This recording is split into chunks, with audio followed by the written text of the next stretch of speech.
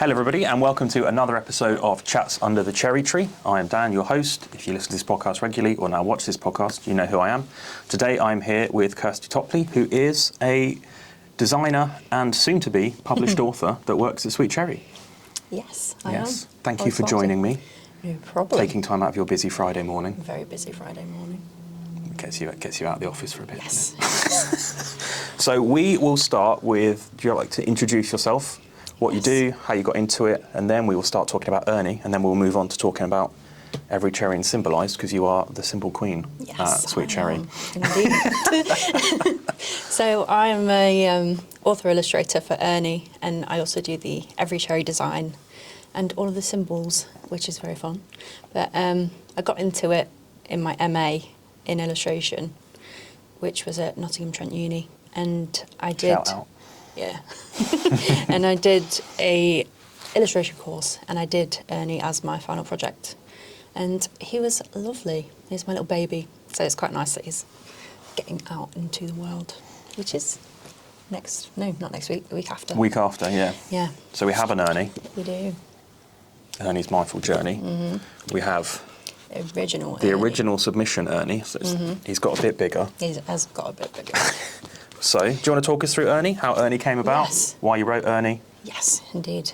So Ernie came from, basically my MA question was to think of something that was underrepresented in the industry and then sort of come up with a solution to it. And I thought that at the time, mental health was sort of a underrepresented topic. It's sort of become more so now, but that was 3 years ago. But yeah, I sort of created him as a answer to sort of a narrative-based picture book, rather than them being really sort of obviously in-your-face mental health books. So it's sort of more mindful than mental health-based.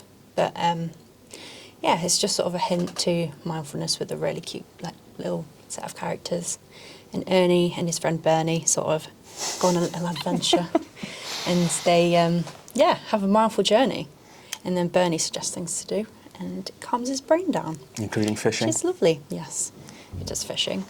So not only do you write this, you also illustrated it. Indeed. How, I asked this to all the illustrators that sort of come on. Obviously, the last podcast that's just come out as we're filming this was the Steve James podcast, who also spoke about how he goes about sort of designing characters and sort of getting into his own style. Yeah. How difficult was it for you to sort of sketch out characters and find your style? Or had you, by this point, because like you say, you're already doing a master's, were you already fairly set in the way that you design characters before you started Ernie? Well, with the character design for this, it was more what the animal sort of represents. Like frogs are more energetic and crazy, and then the badger's nice and calm and chill. Yeah. So that was like a lot of research into like the sort of background of different animals. And yeah, I sort of, because it was on my MA, it was mostly sort of experimental, like tried everything. Like this is done with pastels, and then I used Procreate digitally on top of the pastels. Okay. I did like Riso printing, and then screen prints were part of it.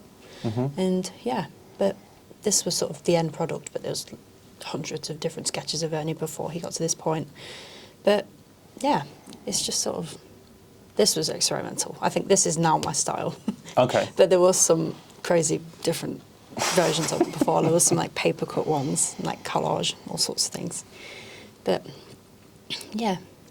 So how was it? Because obviously we've got this Ernie who comes in and he's very lovely and not too much has changed. Is that fair to say? But how was it for you having the process of all of a sudden this was your baby? Yeah. And then it goes in, they go, great, it's lovely, we want to publish it, but we're going to change this and we're going to change that. Yeah. I imagine, how did you sort of go about dealing with, because one of the things I've spoken to with authors before is they said you immediately have to isolate yourself. Constructive criticism is not a personal attack. Yeah. Which is one thing I think quite a lot of people struggle with, especially at the start. How did you find watching other people take what you'd done and being like, right, we're changing this, we're changing this, we're changing this? I think at the start I was a bit like, no, why are you changing it? Because that's sort of like how I wanted it to be. But then I sort of had to separate myself from it, and I was like, fine, I've got this version, which is the original one. Now we're going to commercialise it, and that's not my specialty. So I want someone else to do that for me. But yeah, me and Kelly went through it and edited it. We changed some of the order of the pages to make it make more sense. And it's just sort of to future-proof for different, like, future of the series.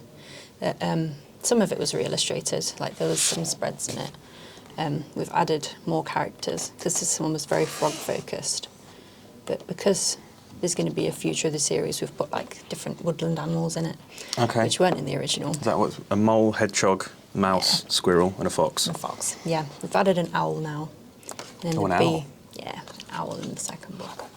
But yeah, it's just sort of the things that were changed were for the better, I think. But yeah, it is hard to sort of separate yourself from it. It is very much what I would describe as a clean picture book. Yeah. If that makes sense. And that's not coming from a designer, that's coming from someone that does not work in design at all. But it's very nice to look at. It's not too busy. Yeah. It really allows the illustrations and the actual characters in it to shine, I think. Yeah. It's more of a, like, also a mindful experience to read it as well as the, like, content. Dancing in the rain. But yeah. I mean, I can relate to Ernie because my brain never stops. And it is not fun. Yeah. So apparently what I need to do is go fishing. You go fishing Yeah. and you can look at some clouds. Go fishing and look at clouds. Taste a leaf. I mean, to be fair, when I need to calm my brain down, I do often go hiking or go for a wander somewhere. So I agree with that. Yeah. I've only just noticed that there are animals in the clouds. Yeah. Oh, it's a whale and an elephant. Cloud spotting. You listen to birds. Listen to birds. Yeah. So yeah, I think it's really nice. And you've already said then, so there's more coming. Yes. More in the series. Yes. We're doing book 2 at the minute. Which is It's, Bernie? Bernie the Badger, which is from this book. So it will sort of follow 2 characters. And then the next series, it'll be that character has something that they need help with, and then another character helps them, and then it sort of goes like that. Okay. Like a domino effect. But yeah, Bernie's book 2. And can we say what Bernie needs help with? Bernie needs help with boundaries and saying no to his friends when they need help. Ah, okay. Yes. No spoilers. Bart's going, me, behind the camera. Say no to your friends when you don't have time. Nice. So yeah, each book's going to tackle a different Yeah. sort of element that Yeah. is a Not good thing to know. Yeah. Not a direct, like, mental health problem you have. This is how you fix it. It's more of, like, suggestions. Nice and light. It's like the point of Ernie was that Ernie has ADHD. And at the start, when he's, like, running on a hamster wheel that never ever stops, that's something that my a therapist said to me a few years ago, and I was like, you know what, that's so true. I was like, I want to write a book about this. But yeah, so the next one is sort of he finds it hard to say no. He's a bit of a people pleaser, which is why he helped Ernie. But then in the next book, an owl like helps him how to say no, and his friends will understand if he does say no. So it's quite sweet. Nice. Yeah.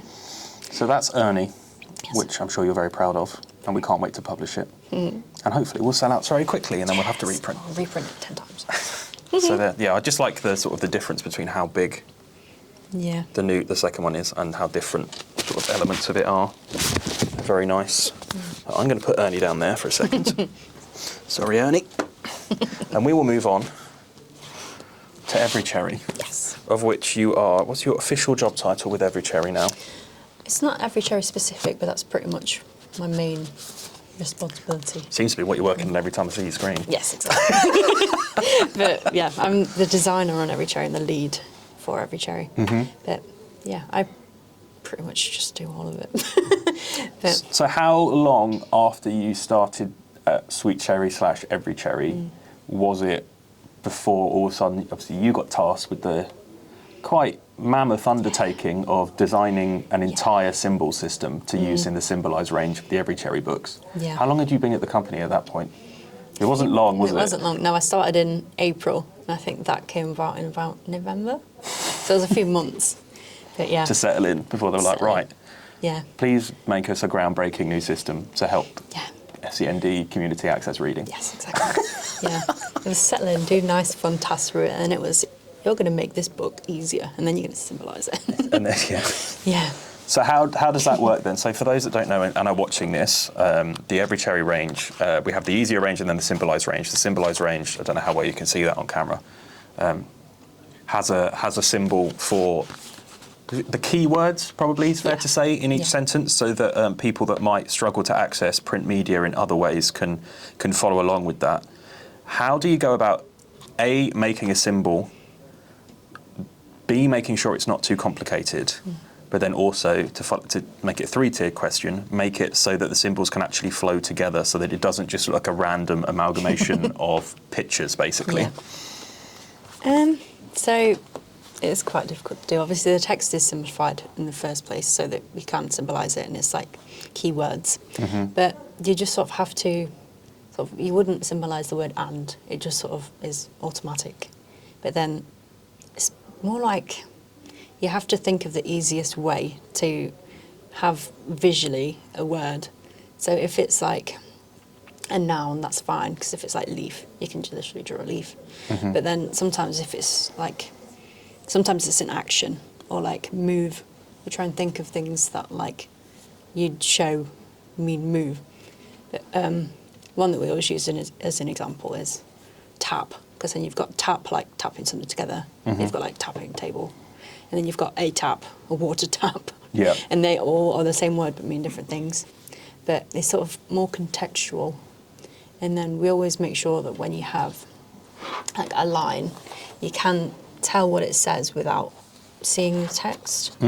So you sort of can make that out. It's like Mowgli cried, Mowgli hug, Mum wolf.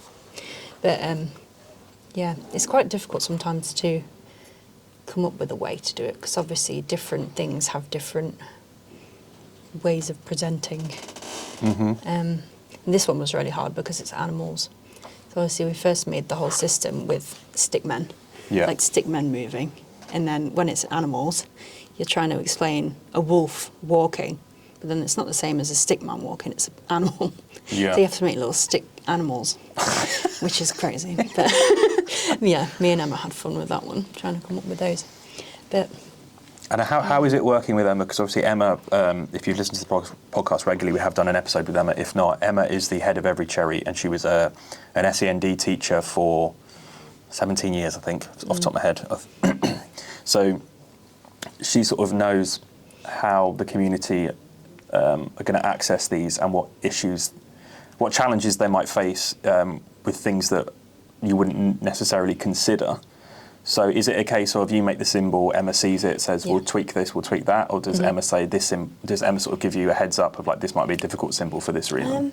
Sometimes we sort of, since we've started doing it, me and Emma sort of built the imprint, and it's both like in our heads. So sometimes we'll have a symbol to make and we both think of exactly the same way to do it. And it's pretty straightforward like that, because I think most of the time I will make it, and then if she's like, that makes no sense, she'll just ask me to change it. But it's very collaborative. Sometimes she'll be like, I need you to make this symbol, but this is the context it's in. So yeah, we're very collaborative in Every Cherry. I think then the other sort of working relationship that must be a little bit of a challenge is with the editorial department, and how we then go about making sure that the sentence flows in a way that it is easy enough to understand, but then also can match the symbols in a way that's going to make sense. Yeah. Do you go back and forth a lot on that, or is it very, It's definitely more of like less of a editorial than design, than like Emma checks it thing. It's more of a, we're all in the same thing. Like I'll be messaging Megan, the editor, like about 10 times when I'm typesetting it, saying, can we change this around because the symbols don't flow? And yeah, sometimes it's difficult because the sentence, or like we'll have a symbol that goes over 3 words, then if that goes over, then it doesn't make sense when it sort of flows around. Like, because we use the actual characters as symbols, like for the names, we use the character portraits at the start. So sometimes if it said like Mowgli said, we'd have the 2 symbols next to each other. It'd be the character, and then a speech bubble to be Mowgli said, and then have it over both words. And then if that goes over on the line, then it doesn't make sense. So with editorial, I think it's pretty much a teamwork thing, to be honest. Yeah, it's fun.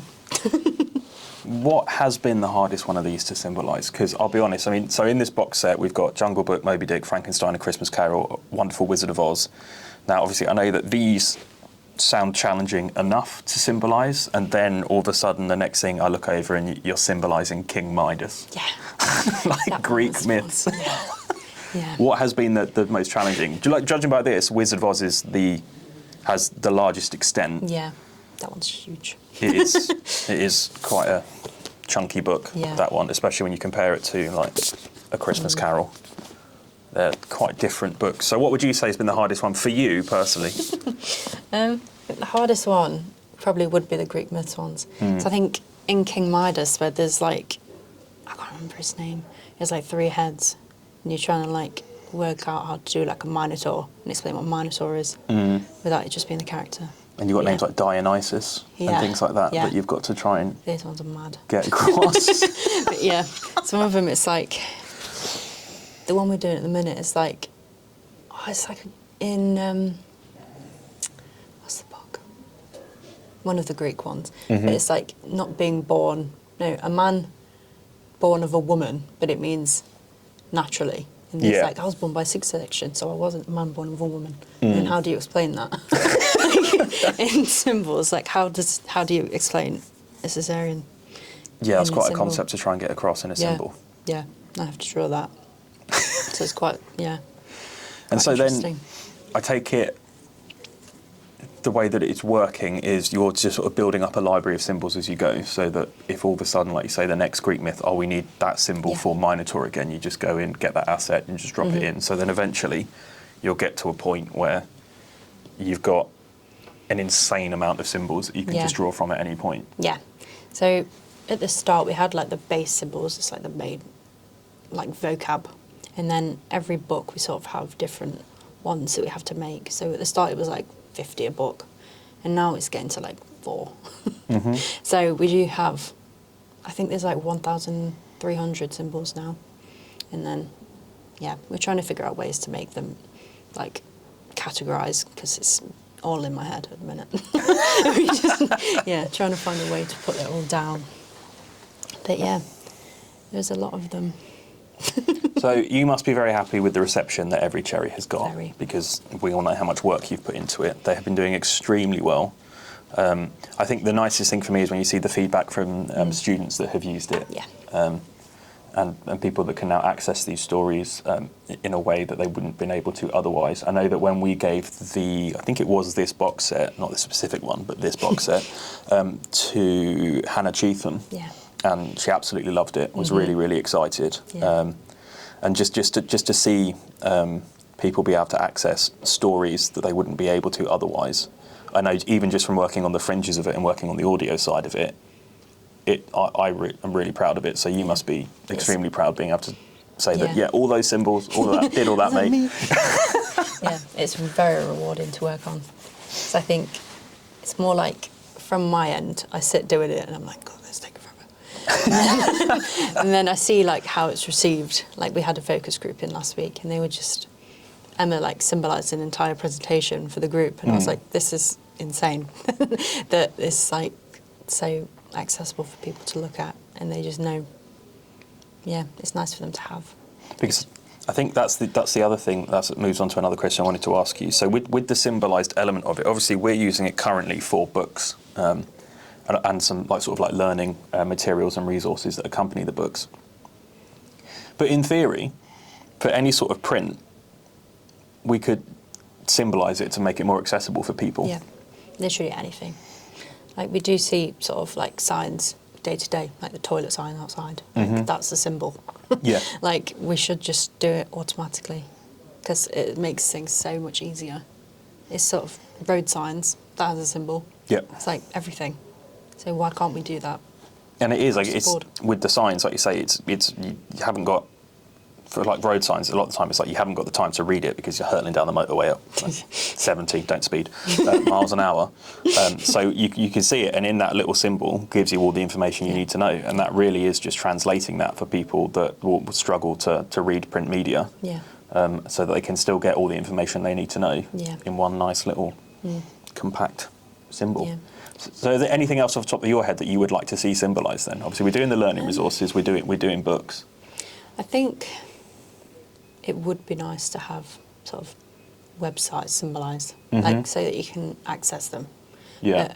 It's everything, really. Like, we've found out that they're good for learning English as a second language. Like, Okay, yeah. if you can see the symbol, you know what the word is. Mm-hmm. And it can be sort of across everything. Like, you can learn different languages using symbols.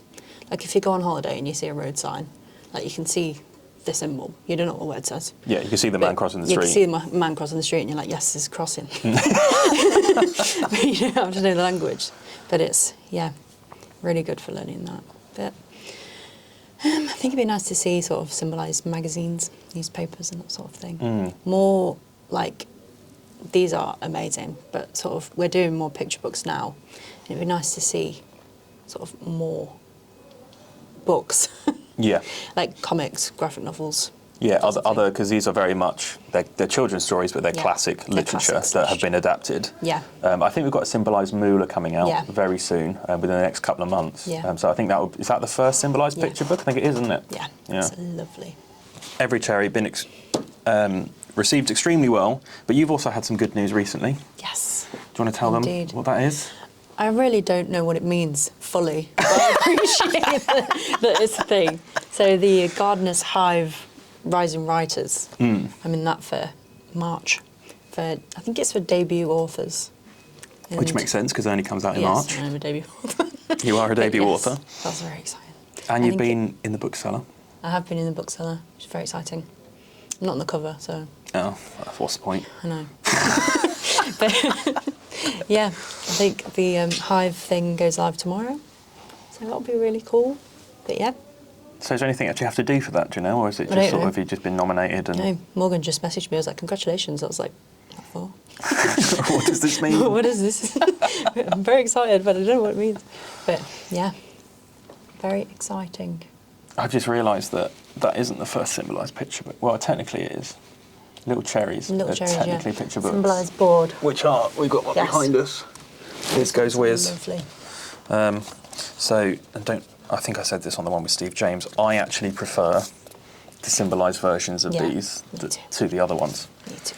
Which, the other ones are still great, go buy them. But I just think they look really nice in this board format. Yeah. And I think that the spreads look really nice with the symbols. And I also really like the fact that the little cherries have colour on them, and the splash of colour on the symbols works really nicely to balance with the sort of the white backgrounds on a lot of the actual big illustrations. Yeah. But yeah, so technically, I would say this is the first picture book. But Mool is the first traditional big picture book paperback. that has been symbolised. Yeah. Yeah. So the colour of the symbol sort of goes in with so these ones have colour. Yeah. I'm wrapping my head around what I'm trying to say. The character symbols have colour, and then you sort of go up a level, and these ones are black and white.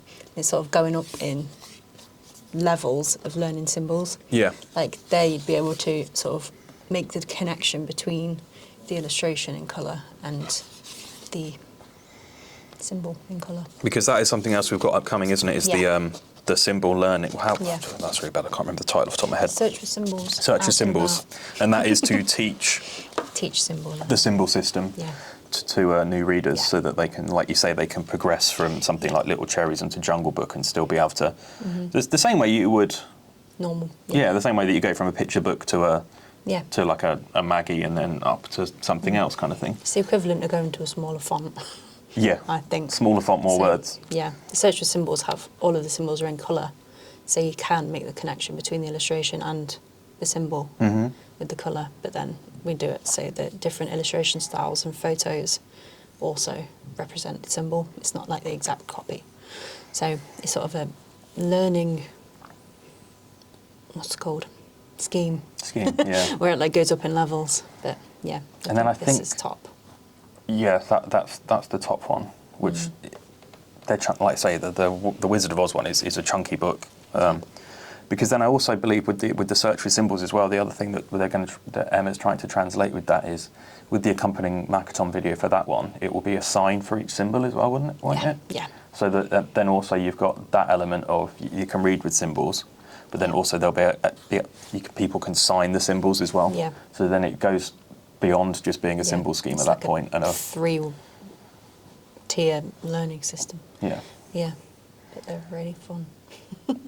I just sit here and so Yes, the Every Cherry books have like a embossed Every Cherry logo that's like a sensory element, and it works because I've got ADD. I just sit there running my hand over that all day. No, so I think off the top of my head that was the main things I wanted to chat to you about. Our Indeed. symbol queen and soon to be published author. Yeah. So thank you very much for coming on, Kirsty. Thanks for having me. It's all right. Been a been nice fun. change. Yeah, bit different, At the innit? office on Friday. Yeah. Lovely. So thank you everyone for listening to another episode of Chats Under the Cherry Tree, and we will see you next time.